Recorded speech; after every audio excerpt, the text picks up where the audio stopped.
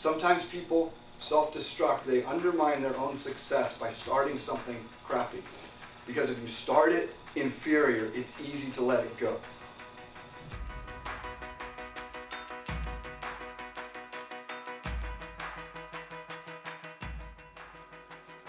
Good morning, everybody. Right now I'm just getting ready to head to the church.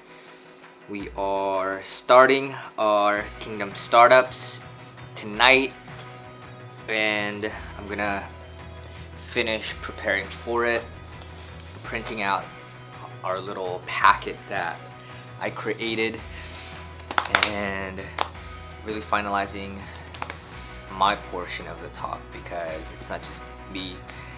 It's gonna be teaching. There's gonna be Ryan, Amy, and Garris tonight, and we're gonna have like some group discussions, but it's really going to be it's gonna be really digging into our creative nature and our building nature as God created us to be. So we want to empower people to step into that place of co-creating with God and partnering with Him and dreaming with Him. And it's going to be exciting. So here we go. I'm also, another thing that I'm pondering, another thing I'm thinking about is how to, the format of the vlogs. So it might change here and there, just so you know, if you're like wondering as like what's happening, and it's not like at a certain day, is because I'm like continually thinking about how to do the vlogs better. So that's where I'm at, and trying to make sure my flow is good and it's consistent. And right now it's kind of like still in this starting phase.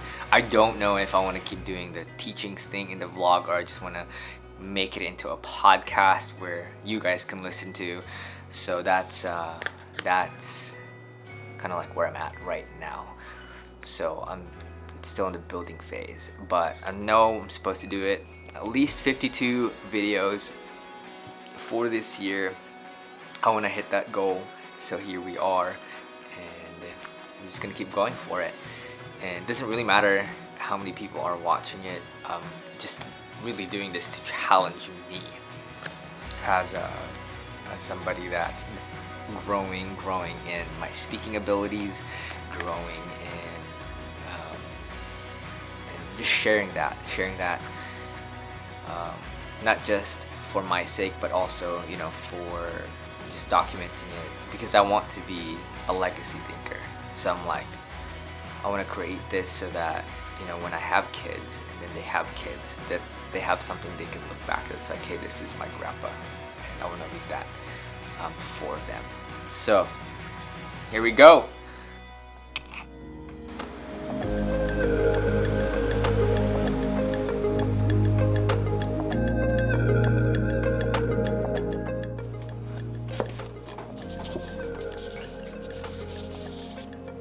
Guys, I am now that kind of person that orders my drink with almond milk and little to no sugar.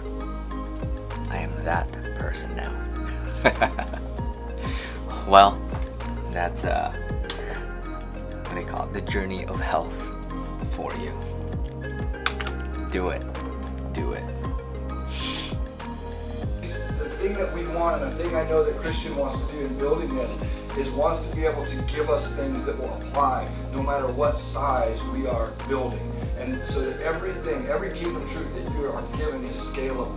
So it is true on the smallest of scale, and it's true on the biggest of scale. If it's kingdom truth, it's scalable. If it's human truth, if it's temporary, if it's based on context, then we can wrestle with it a little bit. It may not quite land as kingdom truth, but when it's kingdom truth, it's scalable. And so the things that we're teaching you guys, the things that we're talking about, I want them to be able to fit no matter what you're looking for. So again, where I started is some of you may have what you feel like is a multi-million-dollar idea, And some of you might be doing a communion box, and that is okay. So when it comes time in the class to start talking and sharing with what your idea is and what you're going after, don't be bothered by the size. We are not competing with each other. We are championing each other. And so we want to make sure that that's the case. And so what we're going to do each week is we're going to go over a few of these building blocks or these foundations, and then we are going to have somebody come in and share with us and help us move along our process. And then we're going to break into our table groups. And in that group, you're going to begin conversation about what your idea is. And you're going to allow people to hear you out loud. Because when you begin to say something, it all exists in here and it hides, and you never have to do it. And then you say something out loud, and it becomes into existence, so to speak. And then you're accountable to continue to pursue that dream. And that's what we love. Is you have to wrestle with anything inside of you in that religious stuff that would get into every single one of us that would say, oh no, diminish me, less of me, more of you, less of me, more of you, less of me, more of you, less of me. And I joke about it a little bit, but listen, if your heart is humble, you don't have to do all of that exterior posturing that is false humility. If your heart is humble before the Lord, you get to say, now as your son and as your daughter, what have you crafted me to do and to dream? What is it that you've given me? What is it specific that He's made for you? You are walking in humility because you know who you are.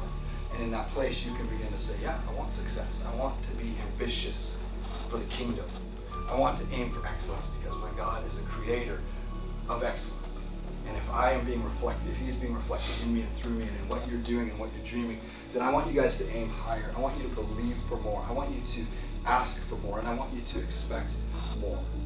Right? Because none of us are doing this stuff to fill our pockets. We're doing this really to fill the kingdom by saying, if Jesus is being glorified and we're moving forward, we're going to be shifting people's lives everywhere that we go. And that's going to be pointing them and bringing them into relationship with Jesus. And that's what we want to do. So sometimes people self-destruct. They undermine their own success by starting something crappy. Because if you start it inferior, it's easy to let it go. So what I want to challenge you to say, how do I start something? How do I pursue this dream at the highest in excellence, and so that it is valuable to me?